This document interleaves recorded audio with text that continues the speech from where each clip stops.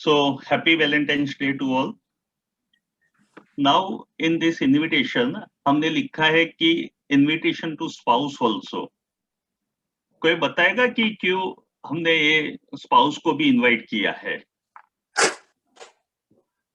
आप अनम्यूट करके अगर रिप्लाई कर सकते हो तो बहुत अच्छा रहेगा, इंटरैक्टिव वो रहेगा।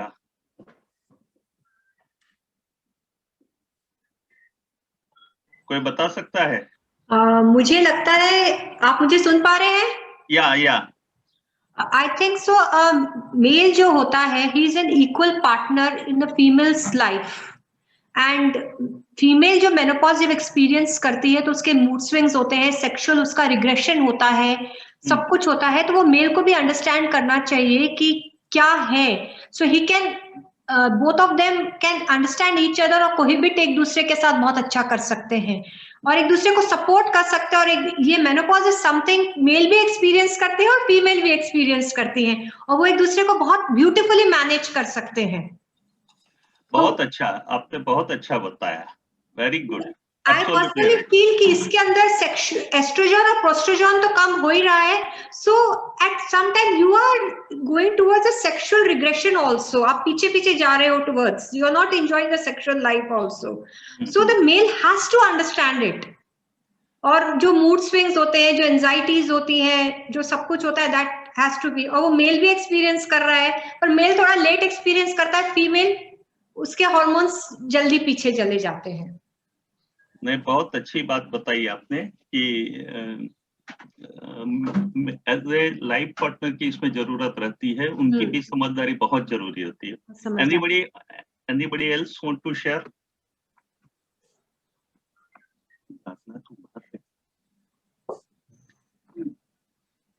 एनीबडी? ओके, आपने बहुत अच्छा बताया कि जो बताया बहुत एब्सोल्युटली सही था कि दोनों का अंडरस्टैंडिंग बहुत जरूरी है और बहुत कम लोग जानते हैं कि जिस तरह से फीमेल में मेनोपॉज होता है उसी तरह मेल में भी होता है। हाँ, और उसको बोलते हैं एंड्रोपॉज। और एंड्रोपॉज क्यों होता है? तो जो मेल में टेस्टोस्टेरोन हार्मोन होता है वो gradually after the age of 40 वो डिक्लाइन शुरू होता है। तो मेल में टेस्टोस्टेरोन हार्मोन की कमी की वजह से एंड्रोपोज या तो मेल मेनोपोज शुरू होता है। एंड ये प्रोसेस सडन नहीं होती है, बहुत ग्रेजुअली एवरी ईयर थोड़ा टेस्टोस्टेरोन ड्रॉप होगा। तो कई बार मेल में पता ही नहीं चलता, जिस तरह से फीमेल में प्रोमिनेंट है मेनोपोज, उस तरह से मेल में इतना प्रोमिनेंट नहीं होता है। तो ये पता कब चलेगा? तो उसकी हम टेस्टोस्टेरोन की वैल्यू चेक करेंगे, जो नॉर्मल वैल्यू है 300 to 1000। उसमें अगर कमी आएगी, वैसे ग्रेजुअली तो कमी होगी लेकिन वो ज्यादा कमी हो जाएगी, तो हमें पता चलेगा कि मेल में भी मेनोपॉज आया है। और ये टेस्टोस्टेरोन की value at the age of 20 top पर रहती है। अब क्या सिम्टम्स होते हैं? पहले हम मेल मेनोपॉज की बात करते हैं तो low energy, depression, sadness, decrease motivation, उनमें कॉन्फिडेंस की कमी, कंसंट्रेशन नहीं रहता है, उनको भी नींद नहीं आती है और बॉडी फैट बढ़ता है। कई बार वुमन को ये लगता है कि मैं मेरे हस्बैंड को बहुत हेल्दी रखता हूँ, उसको अच्छा खिलाता पिलाता हूँ, इसलिए वो मोटा हो रहा है। शादी के पहले तो बहुत दुबला पतला था। ये भी एक रीजन हो सकता है अगर आप बहुत अच्छे से उनको रखते हो तो। लेकिन आफ्टर द एज 40 जब मेल में फैट का रीजन बढ़ता है तो ये भी एक रीजन हो सकता है कि टेस्टोस्टेरोन की हार्मोन्स की वजह से भी होता है। उसमें मसल्स मास जो होता है बॉडी का वो कम होता है और फैट का मास इंक्रीज होता है। मेल में भी ब्रेस्ट डेवलपमेंट होता है और बोन डेंसिटी, ऑस्टियोपोरोसिस बोलते हैं, वो होता है।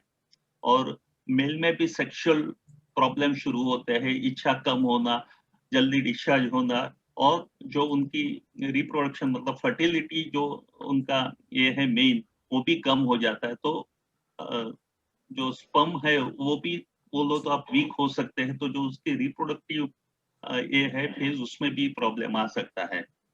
तो ये सारे सिम्टम्स है मेल मेनोपॉज के।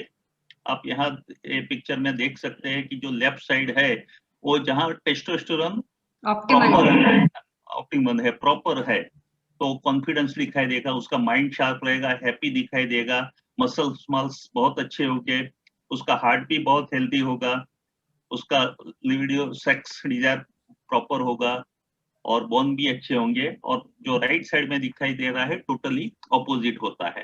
तो कई बार क्या लगता है कि हमें ऐसा लगता है कि हमारे मतलब मैं बहुत काम करता हूँ इसलिए थक गया हूँ, या तो मुझे प्रॉपर नींद नहीं मिल रही इसलिए थक गया हूँ, या तो विटामिन B12 और विटामिन D3 की डेफिशिएंसी आज सबको नजर आ रही है, तो ज्यादातर वो एक रीजन हो सकता है। तो हम और रीजन सोचते हैं, लेकिन कभी मेल में ये नहीं सोचते हैं कि ये सब होने का रीजन एक मेल मेनोपॉज भी हो सकता है। तो उसकी ट्रीटमेंट क्या होती है? तो उनको एक्टिव होना पड़ेगा, मतलब अपनी लाइफस्टाइल में जो चेंज होगा वो करना पड़ेगा, उनको एक्टिव होना पड़ेगा। योगा, एक्सरसाइज, फूड, ये सब के बारे में तो अभी वैशाली मैडम और मंजू मैडम बात करेंगे ही, लेकिन स्ट्रेस मैनेजमेंट, नींद पूरी चाहिए, बैलेंस डाइट चाहिए, और एक हार्मोनल थेरापी भी है कि टेस्टोस्टेरोन एज ए हार्मोन हम ले सकते हैं, लेकिन ये कितना लेना चाहिए वो अभी बहुत चर्चा का विषय है, क्योंकि उसकी साइड इफेक्ट भी बहुत होती है। तो मैं तो मानता हूँ कि लाइफस्टाइल चेंज से अगर आप जितना अपने आप को अर्ली मेनोपॉज से अवॉइड कर सकते हो वो रहना चाहिए। तो ये थी पूरी मिल की बातें। अब हम वुमन की बात करते हैं। तो जो फीमेल्स में तो कब कब चेंज होता है, मतलब उनकी लाइफ में काफी चेंज पीरियड आते हैं। एक तो प्यूबर्टी, प्यूबर्टी मतलब एट द एज ऑफ 14 जब पीरियड्स की शुरुआत होती है तब उसको प्यूबर्टी बोलते हैं। उसके बाद रिप्रोडक्टिव एज, मतलब जब वो पूरा उसका पीरियड्स वगैरह रेगुलर होता है, वो बच्चे करने की क्षमता रखते हैं। क्लाइमेट्रिक पीरियड मतलब जब पीरियड्स बंद हो जाता है, मेनोपॉज बोलते हैं। एल्डरली मतलब पोस्ट मेनोपॉज। और प्रेगनेंसी, डिलीवरी, ये सारे जो एज है उस सब होने का रीजन यही है कि उसकी बॉडी में कुछ ना कुछ हार्मोनल चेंजेस होते हैं। तो जो वुमन है वो काफी बार अपनी लाइफ में हार्मोनल चेंजेस से गुजरती है, और इसीलिए ही उसकी लाइफ में काफी चेंजेस आते हैं हार्मोन्स की वजह से ही। आप इस स्लाइड को देख सकते हैं, इसमें स्त्री अपने पुरुष को बोल रही है, मैन अब तू पॉज हो जा, मैन तू अब पॉज हो जा, मतलब तू अब आराम कर, तू बंद हो जा, क्योंकि अब मैं मेनोपॉज में आ गई हूँ। ये जो स्लाइड है वो पेल्विक ऑर्गन्स की है, रिप्रोडक्टिव ऑर्गन्स, जिसमें आप ओवरी 2 देख सकते हो, फैलोपियन ट्यूब देख सकते हो, और बीच में जो है बड़ा वो यूट्रस है। तो हर मंथ ये ओवरी में से एक ओवम निकल के यूट्रस में आता है। तो ये फैलोपियन ट्यूब और यूट्रस में कहीं पर भी उसको पुरुष से आया हुआ स्पर्म और ये ओवम दोनों का अगर मिश्रण हो जाता है तो वो प्रेगनेंसी में कन्वर्ट हो जाता है। तो एवरी मंथ या तो इस ओवरी से, राइट में से, या तो लेफ्ट में से एक ओवम अलग होता है। अगर उसको स्पर्म नहीं मिला, यानी कंसेप्शन नहीं हुआ, तो वो ब्लीडिंग के रूप से पूरा इस बॉडी के इतनी बहुत अच्छी आप बोलो तो कुदरती रचना है कि अगर स्पर्म नहीं मिला तो वो पूरी जो बेड तैयार हुई होती है वेलकम करने के लिए स्पर्म और ओवम के इसको कंसेप्शन को, वो पूरा खाली हो जाता है और मेंसिस के रूप से बाहर निकल जाता है। तो जो ये ओवरी है उसका बहुत बड़ा रोल है स्त्री की लाइफ में, क्योंकि वो उसके 2 काम है। एक तो मैंने बताया वो एक उससे होता है, एग्स निकलता है जिसको ओवम बोलते हैं, और यही हॉर्मोन्स ईस्ट्रोजन एंड प्रोजेस्टेरोन जो हॉर्मोन्स है वो भी यहाँ से ही बनते हैं। तो production of oestrogen and progesterone hormone वो भी यहाँ से ही है।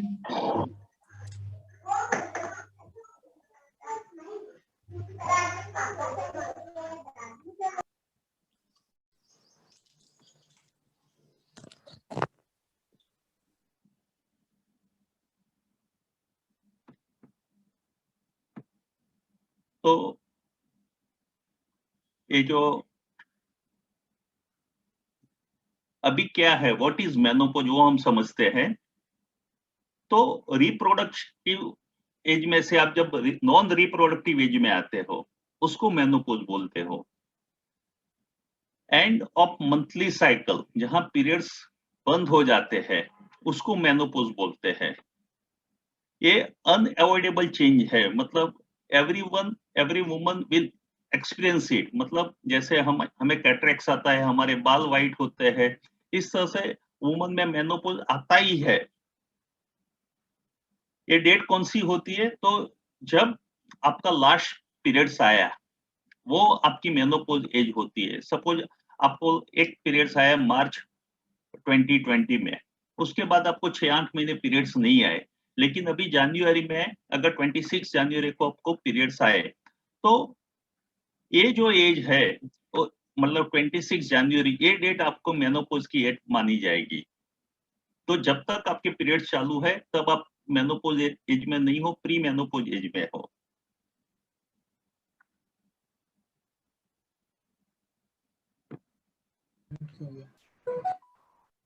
अभी हम बात कर रहे हैं कि मेनोपॉज के फेजेस क्या है, स्टेजेस क्या है। तो प्री मेनोपॉज, प्री मेनोपॉज किसको कहते हैं?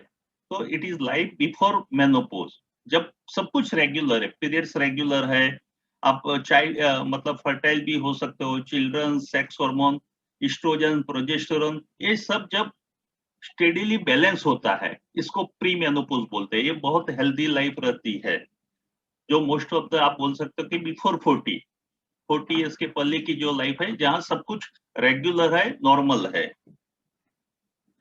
पेरीमेनोपॉज, ये एज यूजुअली 40 ईयर्स से शुरू होता है, एंड ये लास्ट 40, मतलब मेनोपॉज आए तब तक चलता है। मतलब यहाँ से 40 से पीरियड, मतलब हार्मोन्स का लेवल कम होता है, इसलिए कुछ ना कुछ बॉडी में कुछ सिम्टम्स आने लगते हैं। अभी मेनोपॉज नहीं आया है, पीरियड चालू है, लेकिन वो नॉर्मल नहीं है, उसका लेवल, जो हार्मोन्स का लेवल है, वो कम होता जा रहा है।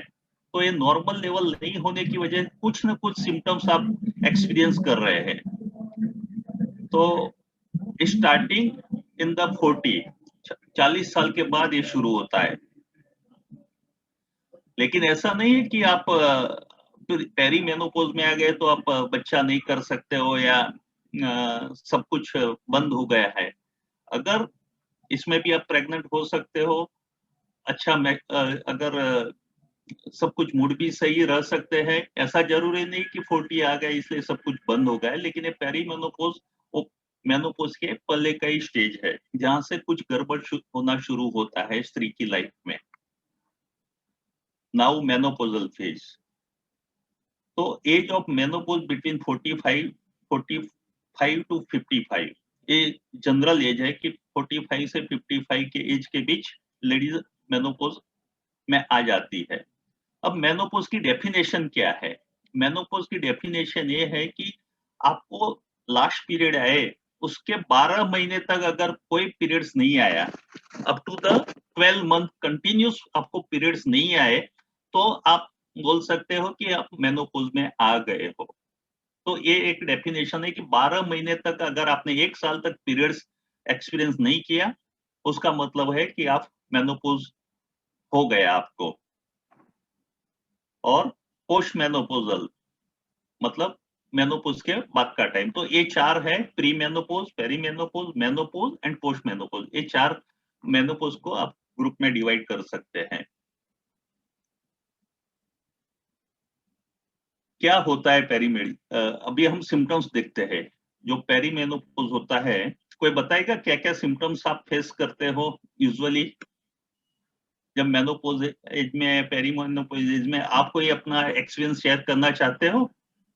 Hot flushes, night sweats. Very good. Hot flushes, night sweat. Okay. Anything? आप अनम्यूट कर सकते हो अपने आप को। आप अनम्यूट करके आंसर दे सकते हैं। Sir, mood swings also. Mood swing, very good. And sleep disturbance, sleep Sleep disturbance, very good. Chest burn, stomach burn. Okay, heart burn, stomach burn, acidity feel होगा। तो हम अभी देखते हैं कि क्या क्या सिम्टम्स हम जनरली, आपने बहुत अच्छा रिप्लाई किया है, हम देख लेते हैं। मेरे को तो गैस्ट्रिक प्रॉब्लम भी आया था। ओके, गैस्ट्रिक प्रॉब्लम भी डेवलप हुआ था इससे। हाँ मेनोपॉज। हाँ Sometimes headache feeling. हाँ, हेडेक है, गैस्ट्रिक प्रॉब्लम है, कुछ प्रॉब्लम है ना कि नींद नहीं होने की वजह से भी होते हैं, जो आपने हाँ। बताया ना, गैस्ट्रिक प्रॉब्लम या हेडेक। नींद की जो पैटर्न होती है ना, वो जितनी डीप स्लीप पहले आती थी ना, उतनी डीप स्लीप अब नहीं आती है। ओके, मतलब you tend to get up after 4 hours, आप एकदम उठ जाते हो। जैसे आप 12 बजे सोए तो आपकी 4 बजे तो नींद खुलेगी। या मैडम, कई बार क्या होता है कि ये हॉट फ्लशिश आते हैं, या तो उसको नाइट स्वेट बोलते हैं, उसकी वजह से भी नींद खुल जाती है, और फिर नींद आने में भी प्रॉब्लम होता है। तो हम एक एक करके अभी सिम्टम्स देखते हैं कि irregular periods, More sensitivity. Mood swing, बराबर है। तो इरेग्युलर पीरियड्स में क्या होता है, आपका पीरियड्स अनप्रिडिक्टेबल हो जाए कि मतलब आपको कुछ डेट एक्सपेक्ट ही नहीं कर सकते, डिटेक्ट भी नहीं कर सकते कि आपको हर 25 दिन में मेंसेस आएगा, कोई बार जल्दी भी आएगा, 15 दिन में भी आ जाएगा, हो सकता है कि कई बार 1.5-2 महीना 3 महीने के बाद भी पीरियड्स आ जाएगा। तो अनप्रिडिक्टेबल पीरियड्स हो जाते हैं, not only time wise but flow में भी। कई बार बहुत ज्यादा फ्लो होगा, कई बार बहुत स्केंटी मेंसेस होगा, कई बार पीरियड्स भी स्किप हो जाएगा। तो काफी इरेग्युलरिटीज डेवलप होती है इसमें, पीरियड्स में। ये सबसे पहला सिम्टम्स है पेरीमेनोपॉज का। हम जो भी अभी डिस्कस कर रहे हैं पेरीमेनोपॉज में, जब पीरियड्स के पहले, आफ्टर द 40, जब आपके हार्मोन्स लेवल कम होना शुरू होता है, तब से आप देख सकते हो हॉट फ्लशिश। आप विंटर में भी आपको अचानक गर्मी लगेगी, ऐसा लगेगा कि मैं एसी चालू करूं या फैन चालू करूं। तो हॉट फ्लशिश है, बहुत कॉमन सिम्टम्स है। अभी आपने सबने बताया इस तरह से स्लीप प्रॉब्लम, मैंने बताया कि या तो हॉट फ्लशिश या तो नाइट स्वेट की वजह से भी स्लीप डिस्टर्ब होता है, या तो इन जनरल भी आप मूड स्विंग की वजह से भी डिप्रेशन फील करते हो, इसलिए भी आपकी स्लीप डिस्टर्ब होती है। तो insomnia is one of the common symptoms of menopause, perimenopause. आप देख सकते हो कि एक साइड बहुत हैप्पी मूड है, दूसरी साइड काफी सैड मूड है। तो मूड स्विंग आप प्रिडिक्ट, जैसे पीरियड्स को प्रिडिक्ट नहीं कर सकते हो, इस तरह से आपके मूड को भी आप प्रिडिक्ट नहीं कर सकते हो कि घर में बच्चे बोलते हैं कि मम्मी पता नहीं कब गुस्सा करेगी या कब हंसेगी, हम सोच ही नहीं सकते हैं। या तो कई बार डिप्रेशन भी उसका एक स्टेज है कि पेशेंट डिप्रेशन में चली जाता है। तो जिस तरह से पीरियड प्रिडिक्ट नहीं कर सकते, उस तरह से आपके मूड को भी आप प्रिडिक्ट नहीं कर सकते हो। Sudden change of mood swing जिसको बोलते हैं। और ये सिर्फ पेरीमेनोपॉज का सिम्टम्स नहीं है, मैंने मेरी प्रैक्टिस में बहुत सारे पेशेंट में देखा है कि पीरियड्स आने के पहले, जिसको पीएमएस बोलते हैं, पीरियड्स आने के पहले भी वो लोग ये सब एक्सपीरियंस करते हैं। या तो किसी को ब्रेस्ट पेन होगा, या तो किसी के मूड स्विंग होंगे, ये सब काफी चेंजेस उस वक्त भी फील होते हैं। डॉक्टर साहब, एक चीज पूछनी थी आपसे, हाँ, इसमें क्या वुमेन का मसल लॉस भी होता है क्या? हाँ, वो हम आते हैं आगे। अभी आपको दिखाई देगा, जिस तरह से मेल मेनोपॉज में भी मसल्स लॉस होता है, उस तरह से इसमें भी मसल्स लॉस होता है। इवन कैल्शियम बोन लॉस भी होता है, मतलब जिसको ऑस्टियोपोरोसिस बोलते हैं, हम ले लेते हैं इसमें। और ये मैडम ने बहुत अच्छा किया कि लास्ट में क्वेश्चन आंसर सेशन भी रखा है, तो आप आपके क्वेश्चन के साथ तैयार रहना। यहाँ देख सकते हो कि बीच में जो लेडी है बहुत अच्छे मूड में है, एक साइड डिप्रेस मूड में है, एक साइड इरिटेट मूड में है। तो अनप्रिडिक्टेबल ये मूड सारे होते हैं। वजाइनल एंड ब्लैडर प्रॉब्लम, ये भी एक बहुत अच्छा इसका सिम्टम्स है कि ड्राइनेस, जो वजाइनल पार्ट होता है उसमें ड्राइनेस हो जाती है, इसकी वजह से इंटरकोर्स इज पेनफुल। और साथ में उसकी इफेक्ट ब्लैडर पे भी होती है। यूरिनरी और वजाइनल इन्फेक्शन भी बहुत कॉमन हो जाता है बिकॉज ऑफ द ड्राइनेस। और इनकंटिनेंस ऑफ यूरिन, मतलब अगर औरत खांसी भी खाएगी तो भी उसको यूरिन पास हो जाएगा, या तो छींक खाएगी, जोर से हंसेगी तो भी यूरिन पास हो जाएगा, क्योंकि जो उसके मसल्स है पेल्विक ऑर्गन के वो पूरे वीक हो गए हैं, मतलब उसमें स्ट्रेंथ नहीं रही है। तो ड्राइनेस ऑफ द वजाइना और ब्लेडर में भी उसकी effect, looseness of the bladder, उसकी Excuse वजह me, से sir. कंट्रोल। हाँ सर ये ड्राइनेस ऑफ वेजाइना का कुछ ट्रीटमेंट किया जा सकता है क्या?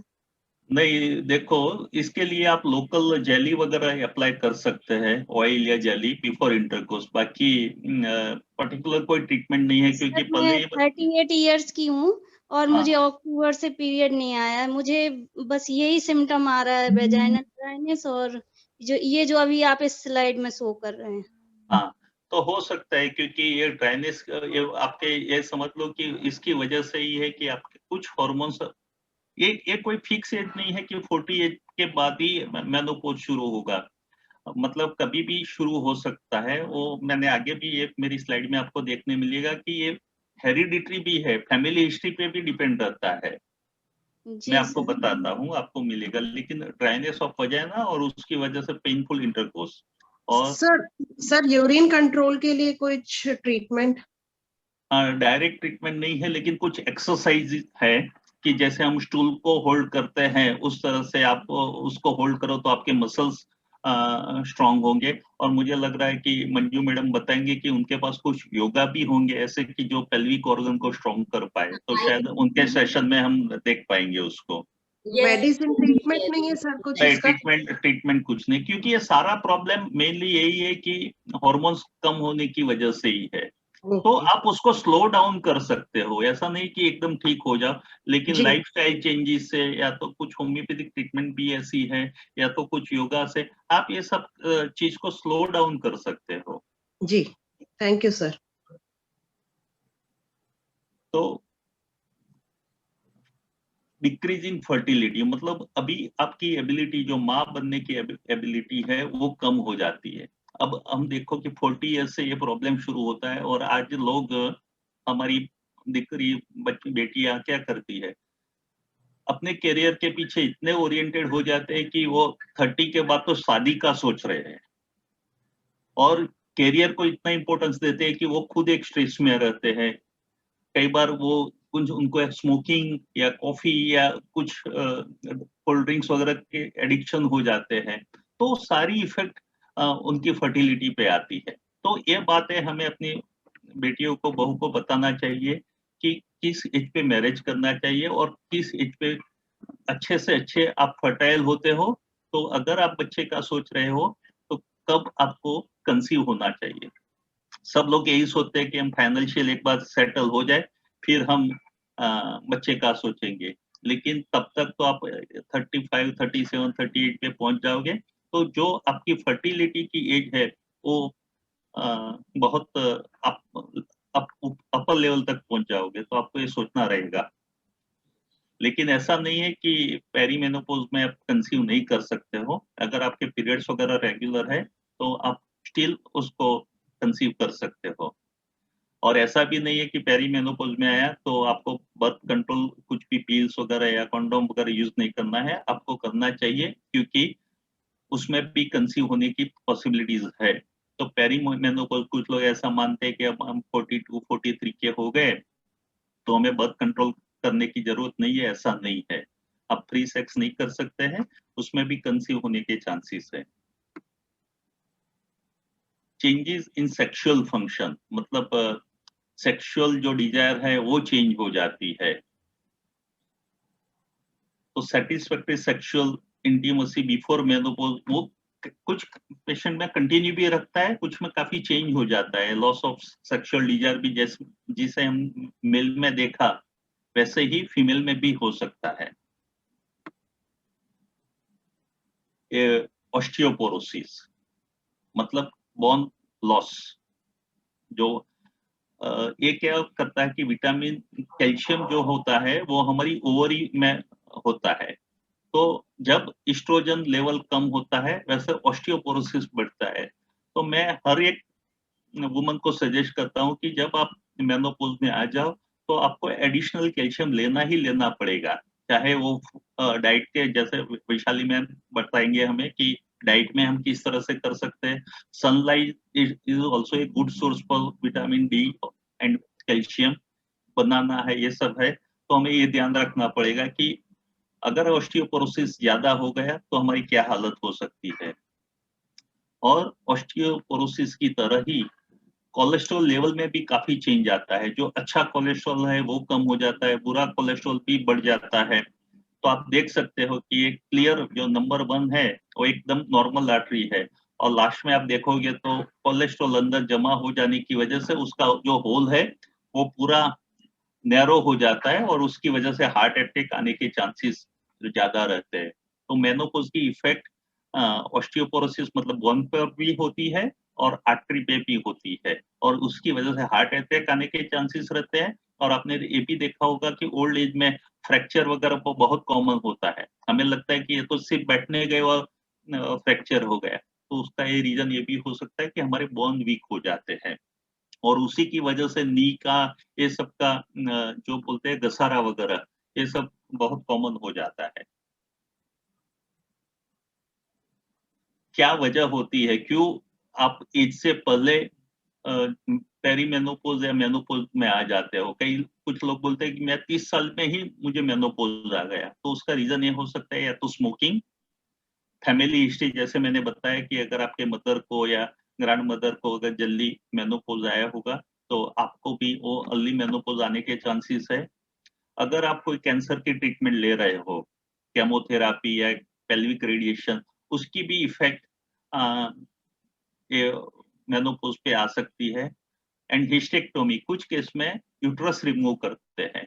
अब यूट्रस में भी ऐसा है कि कुछ डॉक्टर सिर्फ यूट्रस रिमूव करेंगे, ओवरी को रहने देंगे, तो कोई प्रॉब्लम नहीं है क्योंकि ओवरी ही ये हार्मोन्स प्रोड्यूस करती है। लेकिन कुछ केसेस में क्या होता है, हिस्टेक्टोमी मतलब यूट्रस के साथ आपको ओवरी भी डॉक्टर को रिमूव करना पड़ता है। तो जब अर्ली एज में कोई वजह से हिस्टेक्टोमी हुआ हो, साथ में ओवरी निकाला हुआ हो, तो भी मेनोपॉज आने के चांसेस ज्यादा है। क्या ट्रीटमेंट है, तो हार्मोनल थेरेपी, जैसे जो हार्मोन्स की कमी है वो बाहर से आप लो, लेकिन इसमें भी बहुत एलोपैथिक जो हार्मोन्स है उसमें भी बहुत कॉन्ट्राडिक्शन है कि लेना चाहिए कि लेना नहीं लेना चाहिए। अभी जैसे मैंने बताया कि वजाइनल ड्रेनेज के लिए जेली और ऑयल यूज कर सकते हो। योगा एंड डाइट, मैं मेरे सारे पेशेंट को ये एडवाइस करता हूँ कि आप मेरी दवाई तो लो, लेकिन साथ में आपको ये रेगुलर डाइट पे और योगा पे ध्यान देना ही पड़ेगा। पानी बहुत पीना पड़ेगा क्योंकि उसकी वजह से स्किन ड्राई हो जाती है, वजाइनल ड्राइनेस होती है। तो ड्राइनेस को रिमूव करने के लिए मैक्सिमम आपको 10 से 15 ग्लास पानी पीना चाहिए। लाइफस्टाइल आपकी चेंज करनी पड़ेगी, एंड आपको एक्सेप्ट करना पड़ेगा कि हाँ, ये मैं अब मेनोपॉज में आई हूँ तो मुझे ये सारे चेंजेस होने की पॉसिबिलिटीज है मेरी लाइफ में। ऐसा नहीं है कि ये क्यों हो रहा है, क्यों हो रहा है मेरे साथ, ये ऐसा क्यों हो रहा है, मैं ही क्यों अनलकी हूँ कि मेरे साथ ये हो रहा है, ऐसा नहीं है। जैसे कैटरेक्ट होता है, बाल वाइट होते हैं, ऐसे मेनोपॉज भी आता है और आपको एक्सेप्ट करना ही होगा।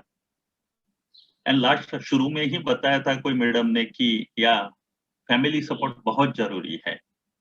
कुछ मैंने मेरे पेशेंट ने अपने फैमिली में बोल देते हैं कि देखो ये डेट पे मेरे पीरियड्स आने वाले हैं, उसके 2-3 दिन पहले मुझे कोई छंछेड़ना मत, मतलब मुझे कोई डिस्टर्ब मत करना, वरना मैं गुस्से हो जाती हूँ या तो मैं हर्ट हो जाती हूँ।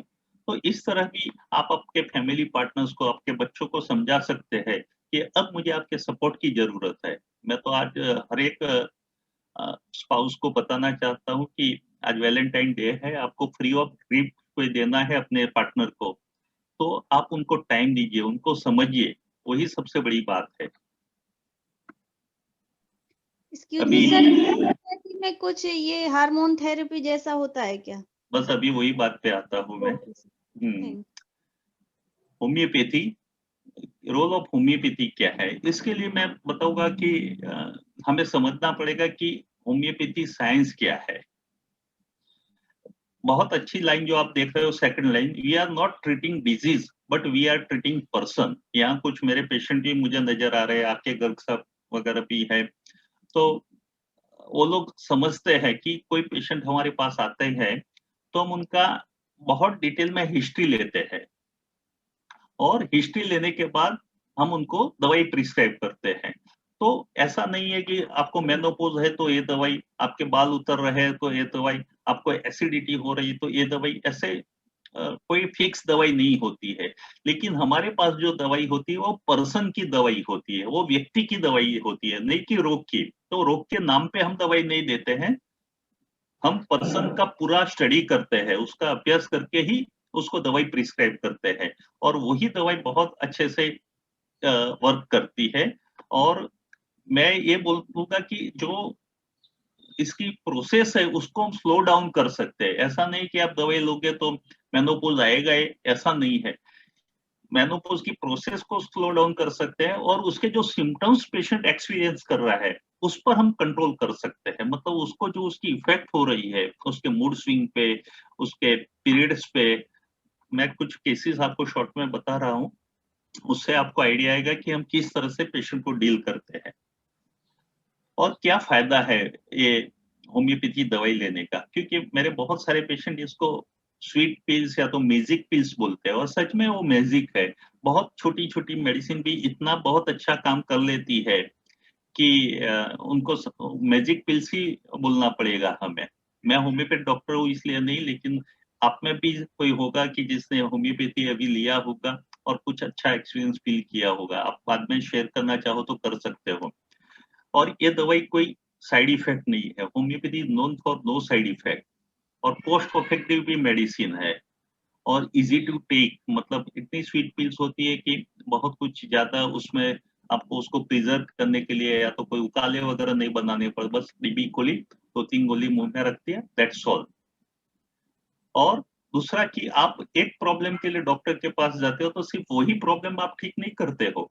सपोज आप बाल के लिए गए तो सिर्फ बाल आपके ठीक नहीं हो रहे, लेकिन ऑल ओवर आपकी जो इम्यूनिटी है वो बढ़ती है और ऑल ओवर इम्यूनिटी बढ़ने की वजह से आपको और भी कोई रोग नहीं आएगा। आपका जहां भी इम्बैलेंस है हार्मोन्स का, वो सारा इम्बैलेंस बैलेंस में कन्वर्ट हो जाएगा। आपने कोविड में भी एक्सपीरियंस किया होगा कि गवर्नमेंट ऑफ इंडिया ने भी एक आर्सेनिकाल नाम की दवाई एज ए इम्यूनो बूस्टर लोगों को दी और बहुत अच्छे रिजल्ट हमने पाया है। तो होम्योपैथिक दवाई का यही सबसे बड़ा ये है कि आपको अंदर से स्ट्रॉन्ग करता है, आपका रेजिस्टेंस पावर बढ़ाता है, आपकी इम्यूनिटी बढ़ाती है। और जब आपकी इम्यूनिटी स्ट्रॉन्ग होगी तो बाहर से कोई भी डिजीज आप पर अटैक नहीं कर पाएगा। मैं कुछ सिंपल केसेस आपको बता रहा हूँ कि मेरे पास एक बार 47 इयर्स की लेडी आई, उसकी कंप्लेंट थी हॉट फ्लशिश। लेकिन हम सिर्फ उसको हॉट फ्लशिश पे दवाई नहीं देते, हमने पूरी उसकी लाइफ को देखते हैं, बचपन से लेके उसका स्वभाव कैसा रहा, उसकी लाइफ कैसी रही, उसके फैमिली मेंबर्स के साथ रिलेशन कैसे रहे, उसको क्या सपने आते हैं, खाने में क्या अच्छा लगता है, क्या अच्छा नहीं लगता है, ये सारा देख के हम उसको एक दवाई प्रिस्क्राइब करते हैं। जैसे ये लेडी कैसी थी, बहुत टॉकेटिव थी और उसका एक सिम्टम्स ये था कि उसको कहीं पर भी आपने थोड़ा दुपट्टा भी लगा दिया, जैसे मैंने अभी टाई पहनी है वैसे वो नहीं कर सकती है, वो अपना नेक बंद नहीं कर सकती है, उसको सफोकेशन फीलिंग होता है। और ये लेडी, आपको लगे कि वहां कोई क्लब की वो प्रेसिडेंट थी और एक डोमिनेट लेडी थी, उसको ऐसा लगे कि मेरे हाथ में पावर होना चाहिए। उसको स्नेक के ड्रीम्स आते थे और उसको गर्मी सहन नहीं होती थी। उसको ऐसा लगता था कि बस अहमदाबाद में जब समर आता है तो मुझे मन होता है कि मैं यूएस चली जाऊं। और मैंने उसको लेकेसिस नाम की होम्योपैथिक दवाई है जो स्नेक में से बनती है, वो उसको प्रिस्क्राइब किया और उसका बहुत अच्छा रिजल्ट मिला। आप देखो कि ये पेशेंट को यहाँ टाइट क्लॉथ सहन नहीं होता और आप स्नेक को भी पकड़ोगे तो उसको नेक से पकड़ोगे। तो होम्योपैथिक बहुत डिटेल साइंस है, मैं आपको कुछ समझ अभी कुछ बता नहीं सकता हूँ, लेकिन मैं जस्ट बताता हूँ कि किस तरह से हम अपनी दवाई सिलेक्ट करते हैं। तो यहाँ उसका नेचर भी हमने देखा, उसका ड्रीम्स भी देखा, उसका फिजिकल जनरल भी देखा, मतलब उसको क्या अच्छा लगता है, क्या अच्छा नहीं लगता है, और हमने दवाई सिलेक्ट किया। ऐसी एक 43 इयर्स की लेडी आई, उसको मूड स्विंग का प्रॉब्लम था, लेकिन वो पेशेंट एग्जैक्ट ऑपोजिट थी, एकदम माइल्ड थी, मतलब बस उसको बस चाहिए लव चाहिए, वो बहुत डरपोक थी। बस उसको हमेशा यही कंप्लेन थी कि बस मेरे फैमिली मेंबर्स मुझे टाइम नहीं देते हैं, और बात-बात पे रो जाए, आप उसको थोड़ा भी कुछ बोलोगे तो वो रो पड़ेगी, और उसके पीरियड्स हमेशा डिले हो, बोले कि मुझे कभी 1 महीने पे पीरियड्स आए ही नहीं, हमेशा 15 दिन, 20 दिन लेट ही आते थे। और बोले कि जब भी मुझे सफोकेशन फील होता है, जब भी मुझे अच्छा नहीं लगता है, ऐसा लगता है दम घुटता है, तो मैं अपनी बालकनी में जाके खड़ी रहती हूँ, तो मुझे बहुत अच्छा लगता है। तो मैंने उसको पल्सेट दिला दिया। तो caring, loving and mild woman, और यहाँ उसको खुली हवा में जाने से अच्छा लगा, और बहुत रो पड़ती थी। पल्ली लेडी थी, वो पावरफुल लेडी थी, उसको पावर चाहिए, यहाँ ये रो पड़ती थी, तो उसको पल्सेट दिला दिया। एक एक और लेडी है 49, उसको हेयर फॉल का प्रॉब्लम था, हॉट फ्लशिश भी था। बस उसको क्या हुआ था, उसके फादर एक्सपायर्ड हो गए थे, तब से उसकी लाइफ ही पूरी चेंज हो गई थी। बस उसकी ही अभी 5 साल 7 साल हो गए उसके फादर को एक्सपायर हुए, तो भी उसको उसी के ही थॉट्स आते थे, और उसको खाने में सॉल्ट अच्छा लगता था। ये पेशेंट को मैंने सॉल्ट में से ही बनी हुई दवाई नेट्रम मोड़ दी, और उसको बहुत अच्छा लगा, और उसके हॉट फ्लशेस भी ठीक हो गए। उसका मूड भी, जो बहुत डिप्रेस थी और अकेले रहना चाहती थी, उसने यूँ बोलो कि अपने आस-पास एक वॉल बना दिया था, और वो वॉल में अकेली रहती थी। उसमें उसको काफ़ी चेंज हो गया, और उसका नेचर में, मूड में और उसके फिजिकल प्रॉब्लम में भी बहुत चेंज आ गया। एक लेडी है 41 इयर्स की, तो उनको पैसे की ज़रूरत है, मतलब जो उसके हस्बैंड कमाते हैं उसमें से पूरा नहीं होता है, तो उसको काम करना पड़ता है, और पूरा दिन ऑफिस में वर्क करके आए, मतलब जॉब में काम करके आए, और फिर घर की रिस्पॉन्सिबिलिटी, बच्चे तंग करते हैं, तो थोड़ा भी कोई तंग करता है तो काफ़ी इरिटेट हो जाती है, और उसको ऐसा फीलिंग होता है कि मेरी वजाइना से नीचे के पोर्शन में मेरे शरीर के ऑर्गन्स बाहर आ जाते हैं, जैसे वो लूज़ हो गए हों। साथ में बैकएक रहता है, और हस्बैंड सेक्स का बोले तो भी वो ना बोल लेती थी। बोले साहब मेरे में ताकत ही नहीं है, मैं पूरा दिन काम करती हूँ, घर सँभालती हूँ, बच्चों को ये सँभालूँ, मेरी शरीर ही मुझे साथ नहीं देता है, मुझे इतना बैकएक हो रहा है, तो मैं हस्बैंड को क्या सेक्स के लिए, वो और चिढ़ जाती थी जब भी अपने हस्बैंड सेक्स की डिमांड करे तो। तो मैंने उसको सेपिया नाम की होम्योपैथिक दवाई दी। और लास्ट केस मैं शेयर कर रहा हूँ आपको। एक लेडी को फाइब्रॉइड यूट्रस था, मतलब यूट्रस में आपको पता है कि गांठ है। और एक बात, अभी ये टॉपिक निकला है तो मैं बता दूं कि सारी यूट्रस की गांठ कोई कैंसर में कन्वर्ट नहीं होती है। आप बहुत ध्यान रखना कि अगर आपके गायनेकोलॉजिस्ट बोले कि आपको गांठ हुई है तो उसका ऑपरेशन करवा लो, तो कोई जरूरत नहीं है। दूसरा कि कोई भी गांठ बॉडी में हो तो कैंसर की गांठ है वो भी मानना जरूरी नहीं है। तो उसको फाइब्रॉइड भी था, और उसकी वजह से उसको बहुत हेवी पीरियड्स आते थे, और साथ में उसको कान में से आवाज आती थी जिसको टिनिटस बोलते हैं। और वो काफी रिलीजियस बन गई थी, मतलब उसको अब हर रोज भगवान का नाम लेना और ये सब, उसको ये लगता था कि ये सेक्स करना तो पाप है, और उसकी वजह से वो सेक्स अवॉइड करती थी। और जब भी सेक्स अवॉइड करती थी तो साथ में उसको गिल्ट फील भी आता था कि मैं मेरी ये ड्यूटी है कि मुझे मेरे हस्बैंड की डिजायर सेटिस्फाइड करना चाहिए, और मैं नहीं करती हूँ, तो उसका गिल्ट भी आता था, साथ में रिलीजियसनेस भी था, और कई बार सुसाइडल थॉट्स आते थे। तो मैंने उसको ऑरम मेट करके एक दवाई आती है होम्योपैथिक में, वो प्रिस्क्राइब किया, और उसके बहुत अच्छे रिजल्ट मिले मुझे। इस तरह से कुछ पेशेंट है कि बहुत सस्पिशियस पेशेंट होते हैं, उसके लिए सिमी-सिप हुआ। मैंने एक पेशेंट देखा था, वो वाइफ अपने हस्बैंड की इतनी सस्पिशियस हो गई कि उसको भी था कि मैं, मेरा नेचर ऐसा नहीं था, मेरे हस्बैंड ऐसे नहीं है, लेकिन मैं मेरी सस्पिशियसनेस को, जो मेरी शंकाशील स्वभाव है, उसको कंट्रोल नहीं कर पाती हूँ। तो उसकी वजह से मैंने उसको सिमी-सिप का दिया। कुछ लेडीज में इंक्रीज सेक्सुअल डिजायर हो जाती है, तो एक काली ब्रोम, स्किन ड्राई हो जाती है, चीरे हो जाते हैं, पैर में चीरे हो जाए तो वहाँ ग्रेफाइटिस। और एक लेडी तो इतनी वायलेंट एंगर उसमें आता था कि चीज़ों को तोड़-फोड़ कर दूँ, इतना उसमें वो आ जाता था वायलेंस। उसको मैंने हायोसाइमस नाम की दवाई देके भी ठीक किया। तो आपने देखा कि अलग-अलग सिम्पटम्स के हिसाब से हम अलग-अलग दवाई देते हैं। तो लास्ट में यही मैं सेंटेंस बोलना चाहूँगा, शायद मुझे लग रहा है मेरा टाइम खत्म हुआ है, अभी और 2 स्पीकर को भी बोलना है। तो होम्योपैथी इज कंप्लीट साइंस, ये सिर्फ मेनोपॉज की नहीं, लेकिन ये कोई भी डिजीज हो, सर्दी से लेके कैंसर तक के कोई भी डिजीज में होम्योपैथिक बहुत इफेक्टिव है। तो बस मैं इतना ही कहूंगा कि आप आपकी लाइफ में होम्योपैथिक को अपनाइए और देखिए कि ये मैजिक पिल्स क्या आपकी लाइफ में जादू करती है। तो मैडम, शायद मैंने ज्यादा टाइम लिया है, बट मैं अभी मेरा ये लेक्चर यहाँ ही खत्म करता हूँ। Manju madam. It was a wonderful session. In fact, indeed a very informative session.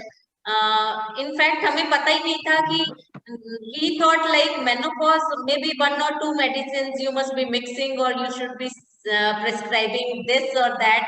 But it's an eye opener for us कि इतने डिटेल्स में depending upon the symptoms you prescribe these wonderful medicines. So this is wonderful and I will consult you for sure, sir. Thank you very much madam. Manju madam, आपके लिए अभी मैंने आपको वो सुना है, please continue with your session. Yes, and now I will invite Vaishali for the nutrition part, and then I will be focusing on some yoga poses we can do when we are going through menopause. Right? Hi, here she is, Vaishali. Hello everyone. Yes. जैसे sir ने बताया कि hormonal changes हो जाते हैं body में, oestrogen level कम हो जाता है, तो उसकी वजह से हमारी बॉडी में हमारे जो मेटाबॉलिज्म है वो स्लो डाउन हो जाता है। उसकी वजह से वेट गेन होना, जैसे सर ने बताया कि बैड कोलेस्ट्रॉल बढ़ जाता है, ट्राइग्लिसराइड लेवल बढ़ जाता है, इट अफेक्ट्स अवर बोन्स, जैसे कि सर ने बताया ऑस्टियोपोरोसिस होता है।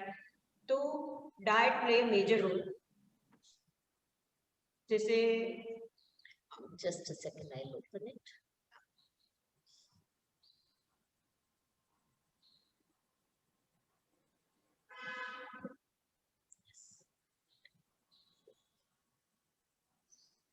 तो मैं आपको बताती हूँ कि मेनोपॉज में आपको कौन कौन से फूड लेने चाहिए, which are rich in calcium, omega-3 fatty acid, almond. You must be aware about all this food.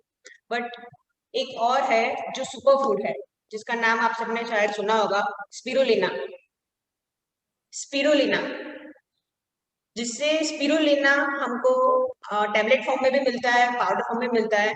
ये एक एल्गी है जो पानी में ग्रो करता है, और this is plant based food and it is very nutritious, rich in calcium, you can get omega-3 fatty acid.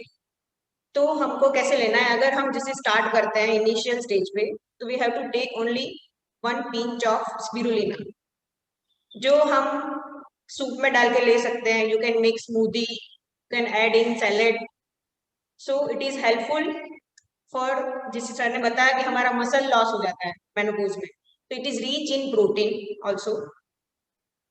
दिन में हम एक बार 10 ग्राम से ज्यादा नहीं लेना है, एटलीस्ट 10 ग्राम ऑफ स्पिरुलिना हम ले सकते हैं। ऑनलाइन भी अवेलेबल है, उसके पाउडर फॉर्म भी है, टैबलेट फॉर्म भी है। बाकी है broccoli, oats, cucumber, chia seeds, carrot, chickpeas, watermelon, ham seeds, walnut, flax seeds. These all are easily available in the market. So we have to start this in our daily lifestyle. और ये है कि हमें क्या avoid करना है और what we can eat during our menopause. जैसे कि सोया प्रोडक्ट, हमें हाई प्रोटीन फूड लेना चाहिए फॉर अवर जो मसल लॉस है, फॉर वेट लॉस के लिए। जैसे हम बताया कि हमारा जो मेटाबॉलिज्म स्लो डाउन हो जाता है, तो हमें वेट रिडक्शन के लिए ज्यादातर ये जो बेली पार्ट है, वहां पे मेनोपॉज के टाइम पे हमारे जो बेली पार्ट पे फैट ज्यादा ग्रो होता है। तो soya product, beans and legumes, whole grains जैसे कि ओट्स आ गया, होल व्हीट ब्रेड आ गया, you can take food rich in calcium, जैसे कि मिल्क प्रोडक्ट्स है, curd, milk, broccoli itself is rich in calcium, आप जैसे तिल है, तिल में भी ज्यादा कैल्शियम रहता है, तो that you can have jaggery, और जो foods which are rich in vitamin D, that also you can take. Now food which you have to avoid, that is sweets. You don't have to take 1 spoon sugar per day. You have to cut down your sugar intake. अगर किसी को cravings हो रही है तो they can have jaggery before with meal or after meal जब भी sweet cravings हो रही है, but totally you have to avoid all processed foods. So white sugar you mean? Yes. They have White to cut down sugar. white sugar and use jaggery. Yes. You can have stevia also. And you have to avoid all cold drink, spicy food. जैसे कि ये जो spicy food है, उसी से हमें ये ज्यादातर हॉट फ्लशेस की कंप्लेन प्रॉब्लम होती है. जो ये सारी चीज हम जैसे हमारे डाइट में कट डाउन कर देंगे, कोल्ड ड्रिंक है, स्पाइसी फूड है, तो this will definitely helpful in reducing our hot flushes problems. So omega-3 fatty acid, जैसे कि हमें फ्लैक्स सीड्स है, आलमंड्स है, उसमें से हमें omega-3 fatty acid मिलता है. These are the natural sources of omega-3 fatty acid. You can have omega-3 fatty acid capsules also. जो लोग वेजिटेरियन है उन लोग को फ्लैक्स सीड्स है, आलमंड है, that they can have. Flax seeds को हम कैसे ले सकते हैं? अगर हम उसको ज्यादातर रोस्ट करेंगे ना तो उसका न्यूट्रिशन कंटेंट कम हो जाएगा, तो हमको उसको सेकना नहीं है और ऐसे ही आप ले सकते हैं.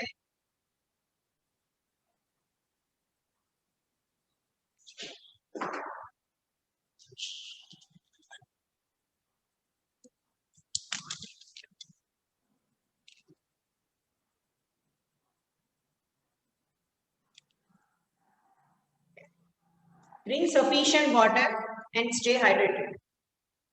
जैसे कि हमें रात को ज्यादातर स्वेटिंग हो रहा है, उसकी वजह से नींद नहीं आ रही है, हमें जैसे एक मैडम ने बताया था कि 4 घंटे में नींद खुल जाती है, तो it might be because of हमें स्वेटिंग हो रहा है.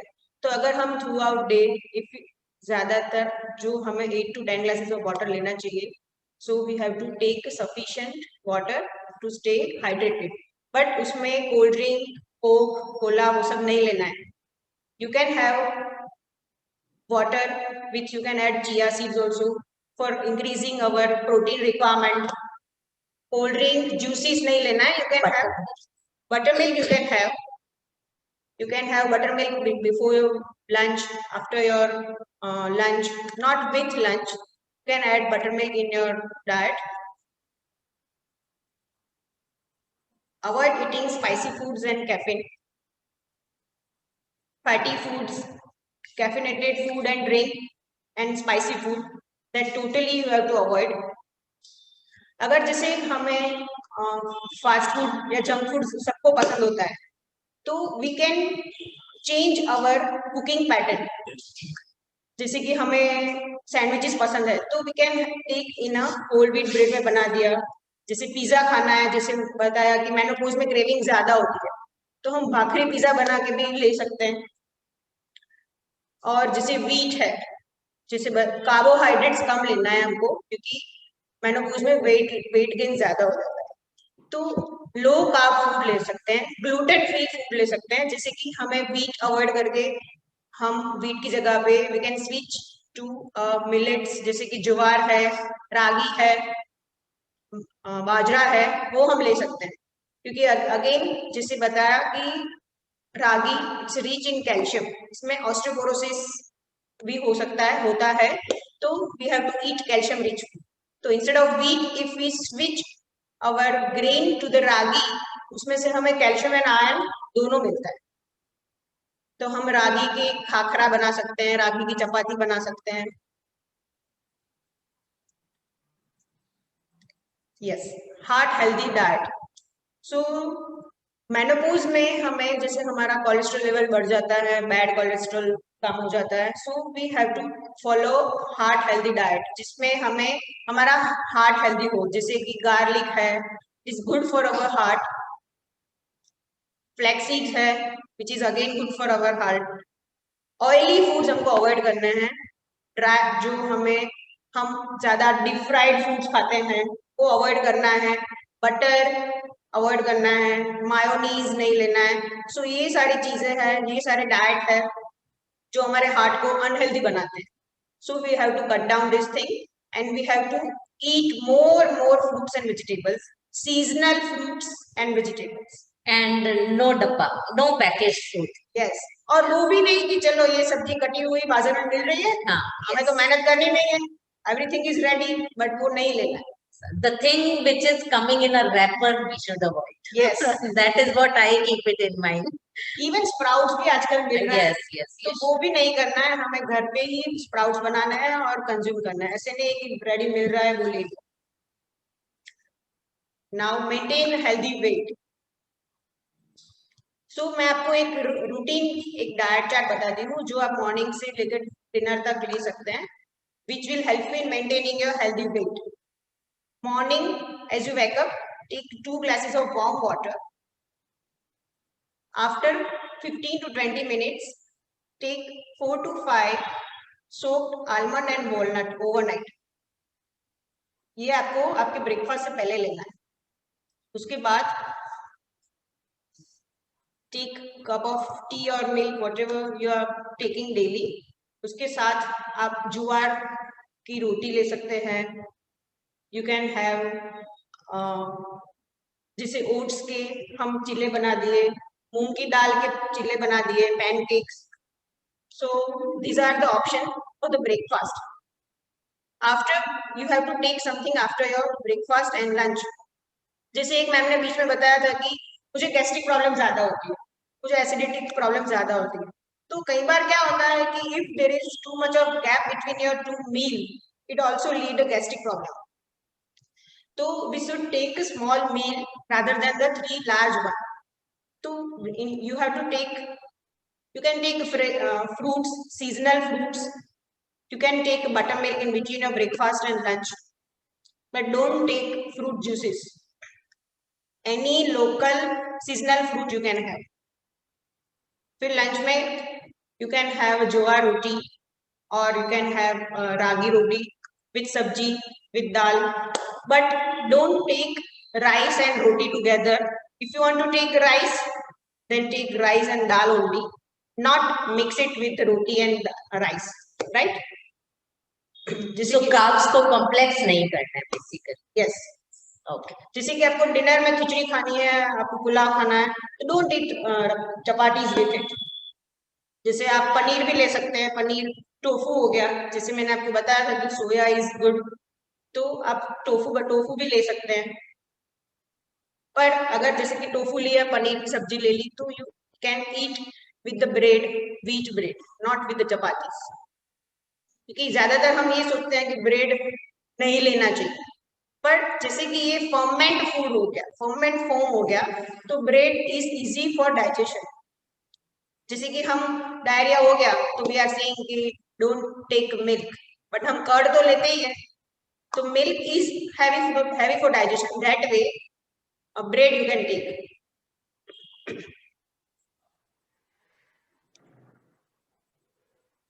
So these are the list of phytoestrogen rich food. जैसे कि एस्ट्रोजन लेवल डाउन हो जाता है, so this will help you. Soybean sprouts, this is very rich in phytoestrogen, 789.6 micrograms. Garlic, winter squash, जिसे हम कोड़ू बोलते हैं, बस उसी टाइप का एक सब्जी है ये। Green beans, collared, collared is a look like a cabbage के जैसे लीव्स होते हैं ना, वैसे होता है, बट ये इंडिया में अवेलेबल नहीं होता है इजीली। ड्राई प्रोन्स, ये है जो हम रास्पबेरी जो खाते हैं ना, उसका dry form. Peaches, strawberries, Raspberry, watermelon, these are the phytoestrogen foods. Now this is, we have to reduce intake of processed sugar and carbs. जैसे कि जो bad, there are 2 type of carbs, good carbs and bad carbs. तो bad carbs है जो हम brownies खाते हैं, cake है, पिज्जास है, व्हाइट ब्रेड है, आइसक्रीम है, जो सारे sweets, they are bad carbs. And good carbs are all vegetables, fruits, जैसे कि बनाना है, कॉर्न है, you can have brown bread ले सकते हैं, व्हाइट नहीं लेना है, और मल्टीग्रेन भी नहीं लेना है, you can have whole wheat और ब्राउन ब्रेड और oats bread. So this is the difference between bad carbs and good carbs.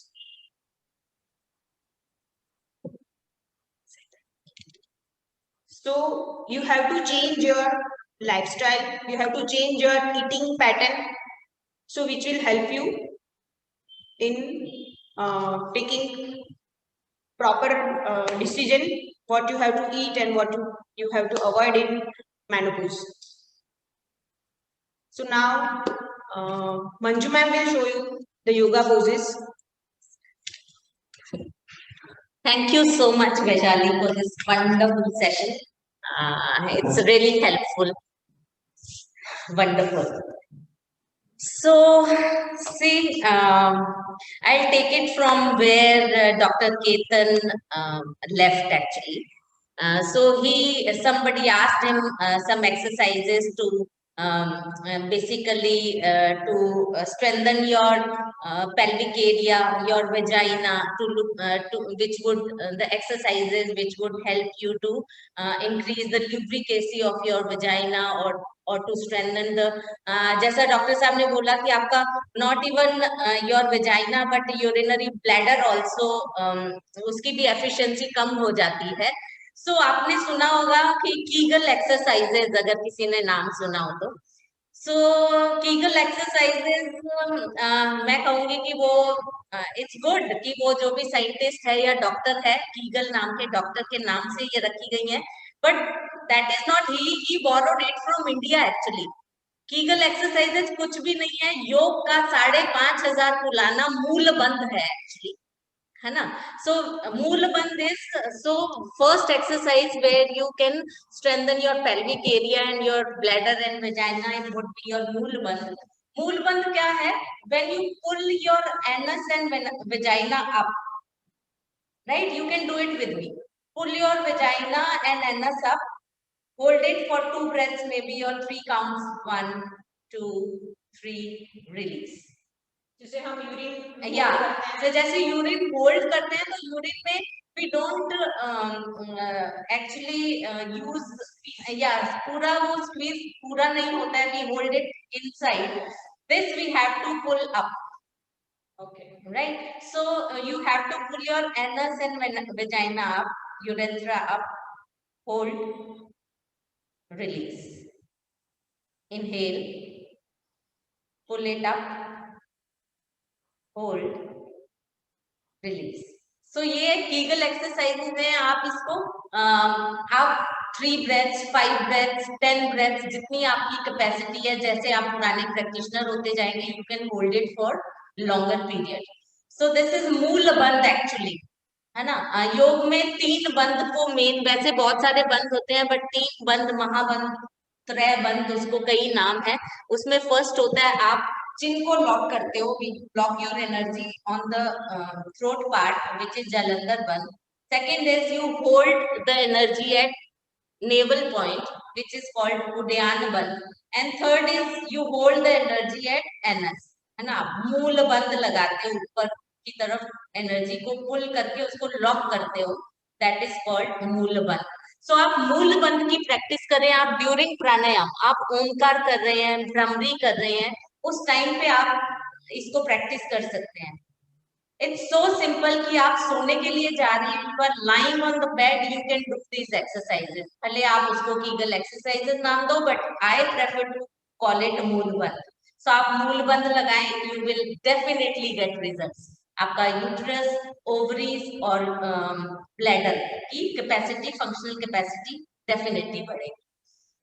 फिर जैसे कि सर के प्रेजेंटेशन से आई एम सो इंस्पायर्ड कि हर जने के लिए, हर पेशेंट के लिए जैसे मेडिसिन डिफरेंट है, सिमिलरली लाइक एक टी शर्ट का साइज हम सबको फिट नहीं होता है, right. So we all have different sizes for our clothing. Similarly, medicine भी आप उसके लिए अलग, आपके लिए अलग होगी as per your size or whatever symptoms or diseases, उसी तरह योगा के पोस्चर्स भी। And menopause is one interesting thing कि किसी को तो हॉट फ्लश ज्यादा है, किसी को मूड स्विंग्स ज्यादा है, किसी को एब्डोमिनल वेट ज्यादा है, किसी को ओवरऑल वेट गेन हुआ है, कोई बहुत ज्यादा शेल में चले जाते हैं, दे गो इनसाइड, डिप्रेस हो जाते हैं, कई बहुत ज्यादा बोलने लगते हैं, मतलब जो सिम्टम्स हैं वो बहुत वेरी करते हैं। So here I will divide my postures into 3 parts, let's say, right?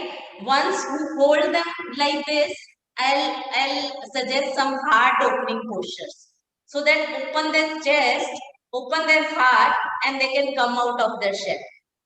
Second is बहुत हाइपर हो गए हैं, बहुत दिमाग दौड़ रहा है, बहुत गुस्सा आ रहा है, एंजाइटी है, they need to just collapse, है ना, थोड़ा सा शांत करने की, उनका पैरासिम्पैथेटिक नर्वस सिस्टम ज्यादा एक्टिव हो जाए, कुछ ऐसे पोस्चर सजेस्ट करूंगी।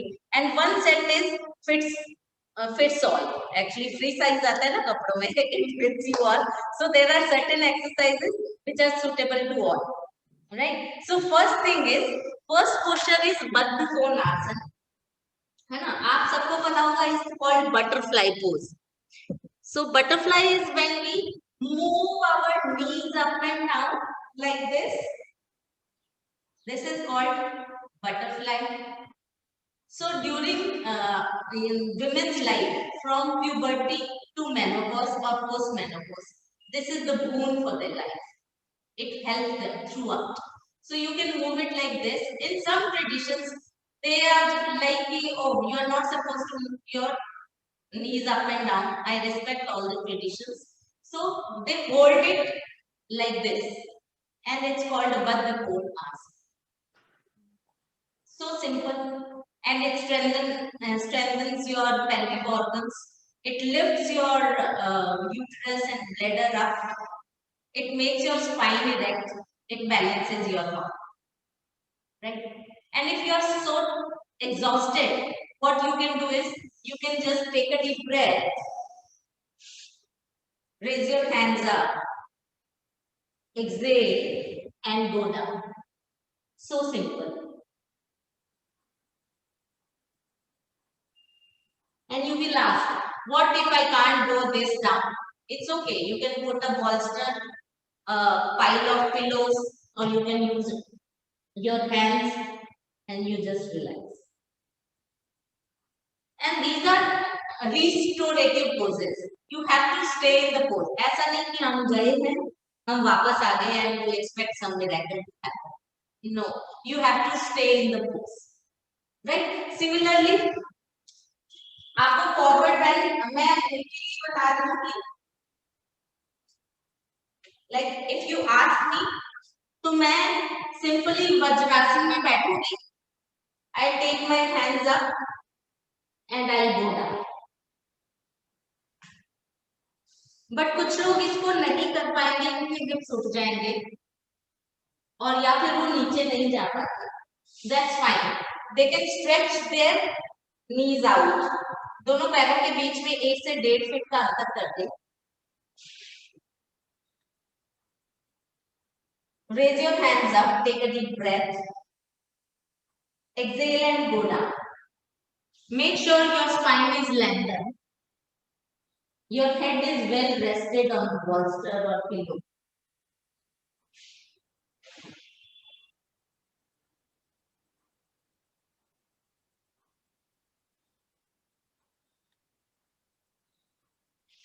Right? If you have more flexibility, you can just go. Stay. Stay in this pose for 1 to 2 minutes. It is very magical like that. Calm down हो जाओगे. It activates your parasympathetic nervous system. Right? जैसे कि sir ने बोला कि pelvic floor muscles को strengthen करना is good for menopause. So what you can do is, you just squat. वैसे उत्कट आसन होता है ये वाला, but here it won't help. You have to do malasana types. You just squat fully.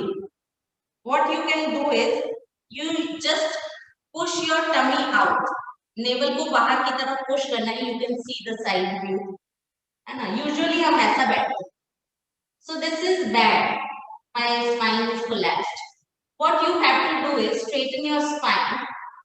Push your knees out with your triceps. Elbow से आप बाहर की तरफ पुश करें. नमस्ते की मुद्रा में हाथ रखें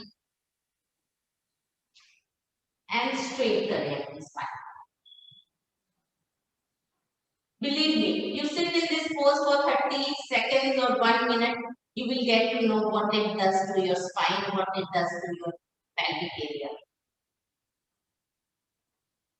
So hormones को बैलेंस करना है वो तो इसके साथ होगा ही होगा, बट साथ ही साथ अगर आप कॉन्स्टिपेटेड हैं, इनडाइजेशन है, गैस है, उसको भी आप इस सिंपल पोज से एड्रेस कर सकते हैं.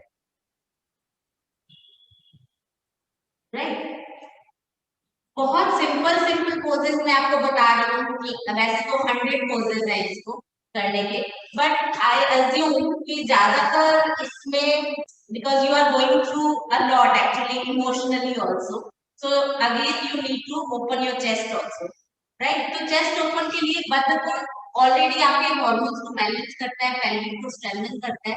तो what you can do is आप इस तरह से बॉल्स्टर को हिप के पास रखें, बद्धकोण में आप इस तरह से बैठे and you lie down on the bolster.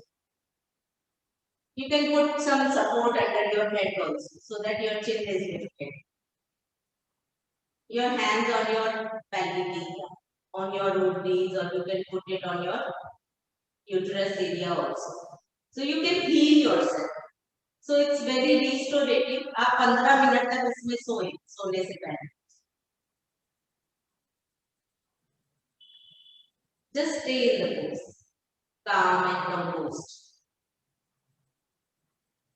You can just keep your hands like this, expand your hands, open your chest. Automatically एक face पे smile आ जाएगा. Face बिल्कुल भी tense है. You are just vibrating. आपका mind है बहुत powerful है. It can actually do many things in life. So उसको हावी नहीं होने देंगे तो you can your menopause period nicely. And slowly bend your legs. 15 minute करना है, right? Here I will show you for 15 seconds. Just turn towards your left and you may sit up, please. Right? One more posture which is very good. विपरीत करनी मुद्रा, है ना. इसको posture के रूप में भी किया जाता है, बट यहाँ पे मैं आपको रिलैक्सेशन का एक तरीका बता रही हूँ. So just relax your body. बाकी तो आप सूर्य नमस्कार करें या फिर योगा के जितने भी पोस्चर्स हैं, you do everything. You have to lose weight to deal with your menopause. But here I am telling you postures which are good for your pelvic area and good if you are getting mood swings or you are too feeling low or you have mood swings or hot flushes. So a cool down exercises या yoga postures.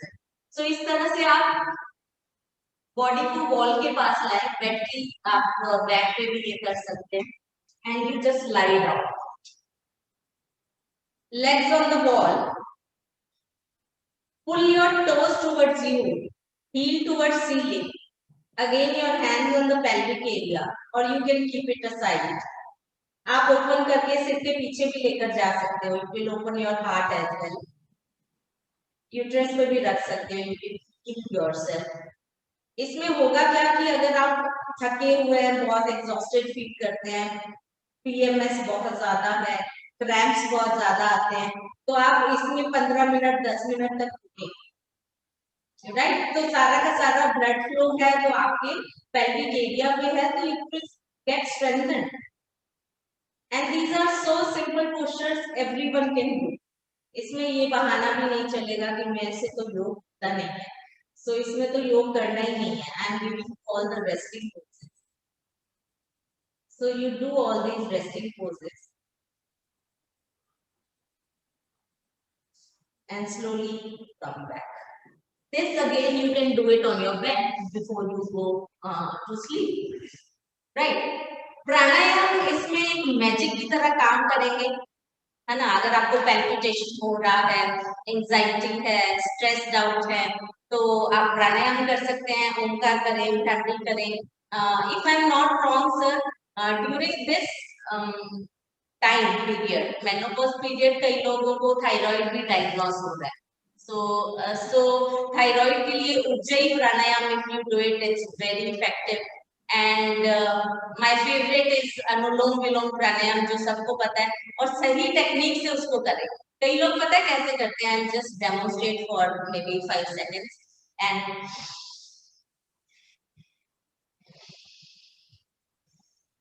ये फायदा करने के बजाय नुकसान ही करने वाला है. Right? Where you are just not balancing your nadis, आप उसको डिस्टर्ब कर रहे हैं. So breath should be very actually बहुत ही पीसफुल कर देने वाला, बहुत काम डाउन करने देने वाला प्राणायाम है. तो उसका मैं आपको सही तरीका करूंगी, और उसके बाद we'll be good to go for the question answer round. So first 2 fingers of your right hand, you can do it with me. You can just fold your first 2 fingers of right hand.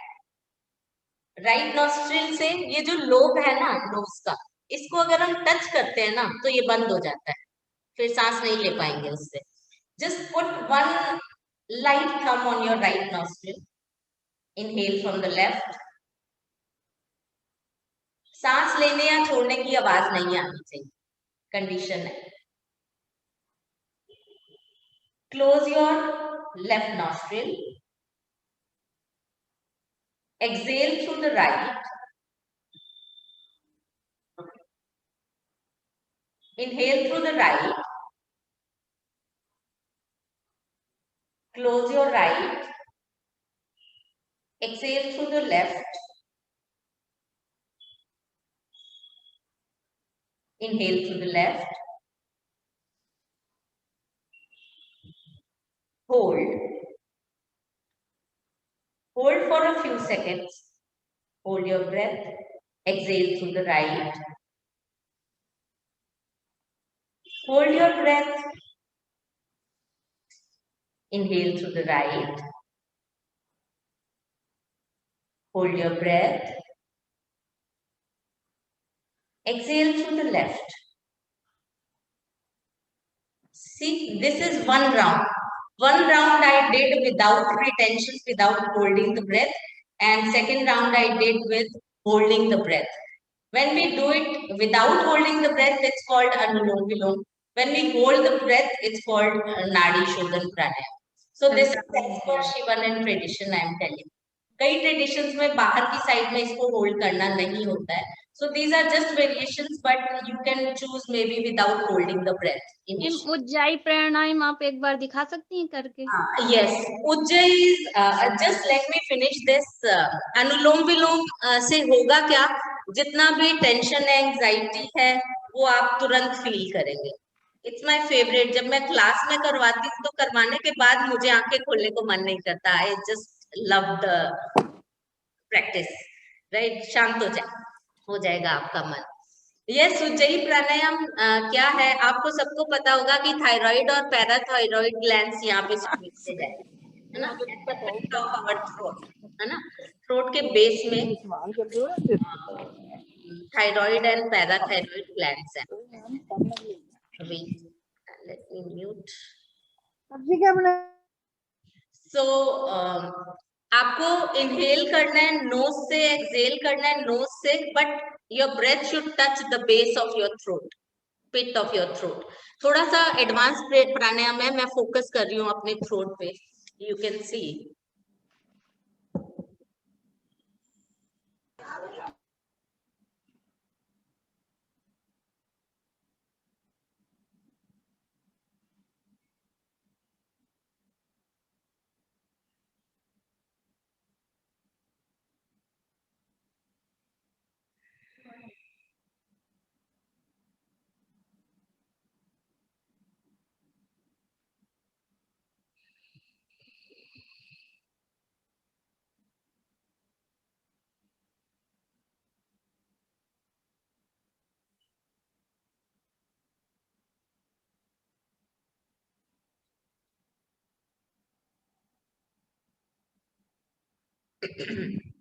Right.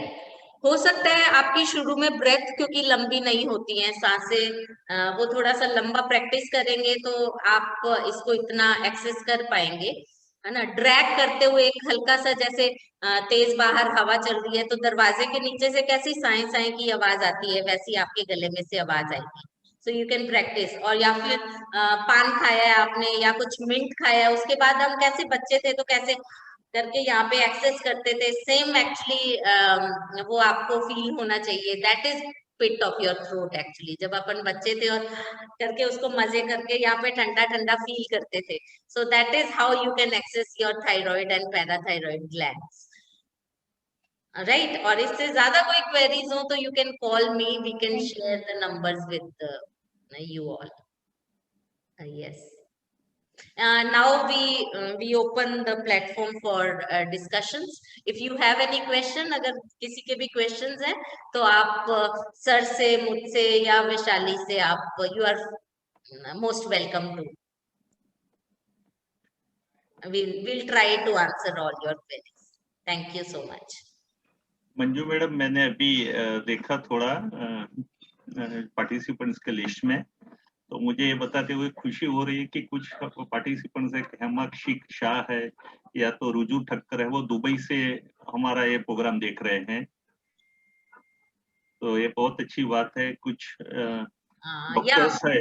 Doctors है वो यहाँ ये programme देख रहे हैं, और एक R K Garg करके हमारे बहुत सीनियर पोजीशन पे थे SBI में, तो वो और उनकी वाइफ ये प्रोग्राम देख रहे हैं। तो बहुत अच्छा लग रहा है कि सब लोग इतना इंटरेस्ट दिखा रहे हैं और हमें अप्रिशिएट भी कर रहे हैं। Thank you everyone for joining us at the short moment. Actually हमने बहुत ज्यादा इसको लंबा टाइम नहीं था लास्ट वीक ही हमने इसको अच्छे से प्लान करके and we put up. And thank you doctor साहब आपकी आपके इतने अच्छे नेटवर्किंग के लिए। And sir, there are many outside Gujarat, I think there are some India also. They are from Jaipur, Bikaner, and Gurgaon. I can see many. Very good. Yes. Manju, you can hear me? Yes, I can hear you. Manju, can you demonstrate Bhramari once? Bhramari. Okay, Bhramari actually, there are many variations for Bhramari pranayam. What I like about Bhramari is the simplicity of the pranayam. People make it complex by doing this. Yeah, just show it in a non-complex way. Yeah, so I don't want all that because that is a different, altogether a different pranayam. It's called Murcha pranayam. उसमें ये सब बंद करके और Bhramari किया जाता था। जब तक कि वो साधु थे जब जमाने में, तब तक उनको मूर्छा नहीं आ जाती थी। तो मूर्छा के आने से वो पहले वाली स्टेज से they used to pull it back. So these were like two things. So I don't do it with hands, using my hands. I do it simple. मैं आपको दो तरीके से बताती हूँ। अगर आप बहुत चंचल हैं, if you can't disconnect from the outer world, कि बाहर क्या हो रहा है, किचन में क्या बन रहा है, मेरे बाहर चंचल है। अच्छा, चंचल है तो हम बोलते हैं कि फिंगर्स का इस तरह से हुक बनाएं और अपने कानों में रखें। Take a deep breath and humming like a honey.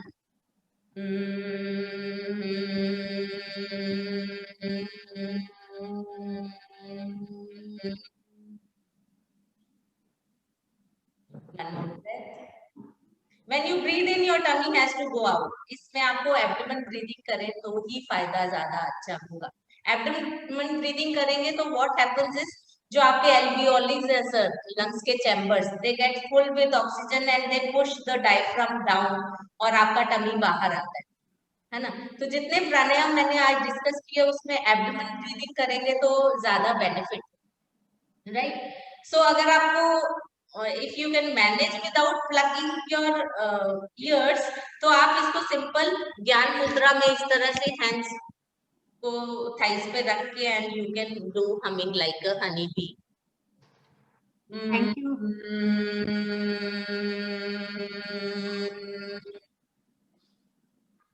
While doing this, you can do Moolband, right? तो वो आपका टाइम बच जाएगा एंड आप प्राणायाम का फायदा ले रहे हैं, अपने ब्रेन को काम डाउन कर रहे हैं, ब्रेन को मैक्सिमम ऑक्सीजन दे रहे हैं, साथ के साथ you are strengthening your pelvic area also, your organs also. Excuse me ma'am. Yes Vedika. Ma'am मेरे को भी मोनोपॉज में टमी बहुत बाहर आता है, उसके लिए कुछ योगा? सी वही मैंने अगर बोला आपको कि अगर आपको वेट ज्यादा बढ़ गया और फैट ज्यादा हो गया, you have to do all the poses which we can't demonstrate in today's session because it would be like then 1 hour yoga session. So you can contact me for that and I'll definitely share the poses with you. Ma'am excuse me, number आपका? आप किसके through है वेदिका? Ma'am sir के through है sir. Sir please आप अपने number डाल दीजिए। और we can share number right now in the chat box also. Yeah, I am writing in the Okay. chat box. Okay. So anybody else?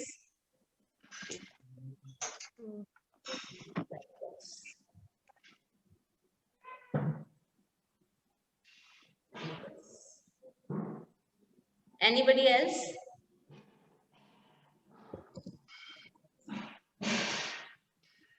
आप लोग Google पे योग सूत्र अहमदाबाद टाइप करेंगे तो भी सब डिटेल्स आ जाएंगे। I am sharing my number.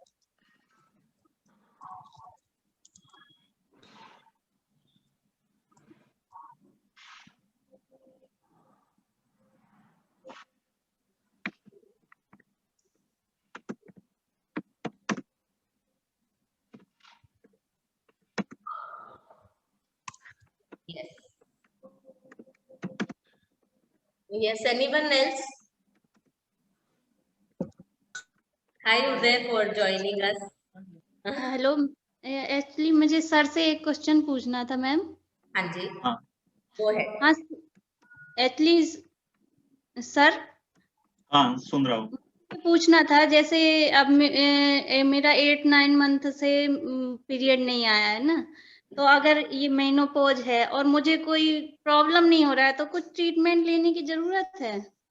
कुछ जरूरत नहीं है और अब अभी और 3 महीना वेट करिए। हमारी एज ए डेफिनेशन के हिसाब से अगर 12 महीना तक पीरियड्स नहीं आए आपके तो आप मेनोपॉज में आ गए हो, और अगर आपको कोई प्रॉब्लम नहीं है तो लेने की जरूरत नहीं है ट्रीटमेंट। लेकिन हाँ, जैसे ये कैल्शियम डेफिशिएंसी और कोलेस्ट्रॉल वगैरह को ध्यान में रखना चाहिए, और हेल्दी लाइफ और हेल्दी फूड जैसे भी वैशाली मैडम ने बताया सर उस मेरी तरह से एज लेना अभी चाहिए। 38 ही है, तो ऐसा मुझे कुछ ऐसा सिम्टम नहीं आ रहा है, केवल वेजाइनल ड्राइनेस का आ रहा है, वो आपने बता ही दिया उसका सॉल्यूशन। हाँ। तो अगर कुछ प्रॉब्लम नहीं है तो कुछ इसमें ट्रीटमेंट रिक्वायरमेंट नहीं है? नहीं, आप हेल्दी डाइट लीजिए और पानी ज्यादा पीजिए। पानी बहुत अच्छी बात है लेना। सर आपका सेशन बहुत बढ़िया था, मैम के योगा से भी काफी हेल्प मिली, मैं जरूर ट्राई करूंगी। Thank you Akanksha. Thank you sir. Sir can you hear me? Sir आप सुन पा रहे हैं मुझे? या मैत्री। हाँ sir, it was a very nice session और बहुत कुछ इंफॉर्मेशन मिला। सर मुझे एक बात पूछनी है कि कुछ 6-8 महीने पहले से मुझे थोड़ा सर्वाइकल स्पॉन्डिलाइटिस है, डिटेक्ट हुआ है, फिर नी पेन हो रहा था। तो मैं जब भी ऑर्थोपेडिक के पास गई उन्होंने कहा कि बोन डीजेनरेशन हो रहा है। तो ये क्या मेनोपॉज की वजह से ही हुआ? Because food and calcium rich diet तो लेती हूँ हमेशा। आपकी एज कितनी है? अभी 45 है। 45 है तो नेचुरली कि 45 में थोड़ा तो कैल्शियम कम होता ही है बॉडी में। और क्या है कि सिर्फ वही रीजन नहीं है, मतलब ये भी है कि कैल्शियम और विटामिन डी की डेफिशिएंसी भी हो सकती है। अभी मैंने देखा है कि कुछ लोगों को अभी चिकनगुनिया बहुत हुआ, कोरोना के साथ साथ चिकनगुनिया बहुत हुआ, उसमें भी कुछ जॉइंट्स पे उसकी इफेक्ट हुई। तो ये सब भी रीजन हो सकता है। कुछ लोगों में यूरिक एसिड का लेवल बढ़ जाता है तब भी जॉइंट पेन होता है, या तो आर्थराइटिस जिसको बोलते हैं।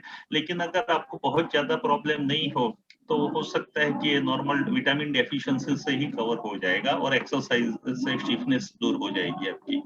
सर जो बोन समझिए डीजेनरेट हो गए तो वो कह रहे थे कि फिर से रिकवर नहीं होते, I mean, I want to know.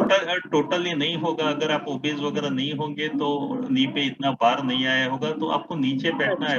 No doubt अभी मैडम अलग बोल सकते हैं, मंजू मैडम, लेकिन हम बोलते हैं कि आपको नीचे नहीं बैठना है। अगर नीचे बैठ के खड़े होते हो तो हमारी नी अफेक्ट होता है। हमने इतने साल अपने नी को यूज किया, अब हमें अपना हिप जॉइंट को यूज करना है। ओके। और एक है कि पहले नहीं था बट बहुत स्वीट क्रेविंग होती है, मतलब खाने के बाद कुछ थोड़ा मीठा ना लो तो कैसे बेचैनी सी होती है, बट वेट भी कम हो रहा है। आपकी बात सही है। मैंने ये भी देखा है कि कुछ लोगों की क्रेविंग काफी चेंज हो जाती है। कुछ लोग बोलते हैं कि हम जब डिप्रेशन में होते हैं तो हमें चॉकलेट्स और शुगर खाने का मन ज्यादा होता है। तो हो सकता है कि मूड स्विंग और हार्मोनल चेंज के साथ आपकी क्रेविंग भी चेंज हो सकती है। जैसा कि वैशाली ने सजेस्ट किया था कि अगर क्रेविंग हो तो गुड़ खाइए।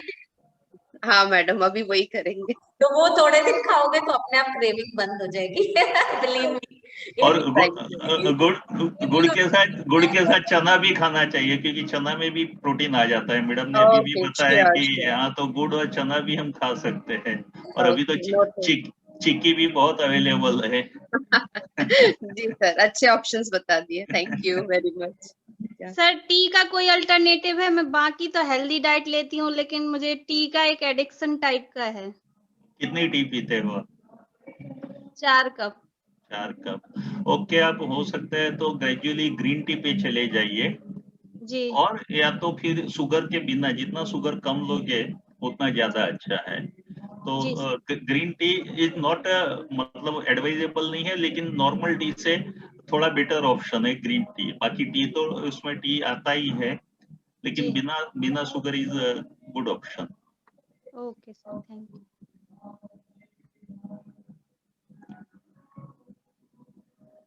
Anyone now? I think we are good to go, sir. Yeah. Thank you so much, everyone, for joining us today. It was indeed a pleasure for all of us. And special thanks to Vaishali and Dr. Ketan Shah for joining me in this very close to heart topic of my life. Yes. I think it's for everyone. Thank you so much. It was such an informative session. I have been watching this from Dubai, but yeah, it is a working day here. Thank you, Dr. Ketan, for letting me know this. I got an opportunity to attend it because even I had a lot of questions regarding menopause and yoga. Even I practice, and but yeah, knowing few postures, it's the correct postures, it's very helpful. So thank you once again.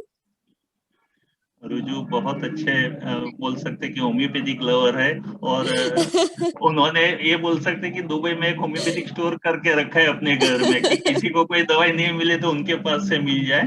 और बहुत अच्छा, वो homeopathic सीख रहे हैं यूं बोलो तो भी चल सकते हैं। Thank you sir, thank you. Thank you doctor Ketan, आपसे सुनकर बहुत अच्छा लगा। मैं बीकानेर की हूँ, पर आपको भी कांटेक्ट जरूर करूंगी कोई प्रॉब्लम्स हो तो। Thank you very much. Thank you Manju. बीकानेरी से हो तो यार इस सेशन में मांग नहीं सकता हूँ आपसे क्योंकि वैशाली मैडम बैठे हैं लेकिन आपने भी काफी इंटरएक्टिव किया शुरू में, जो आपने आंसर दिया उससे क्या है कि इंटरएक्टिव सेशन हुआ। Thank you. Thank you doctor. Thank you. So we are ending the meeting here. Thank you everyone once again.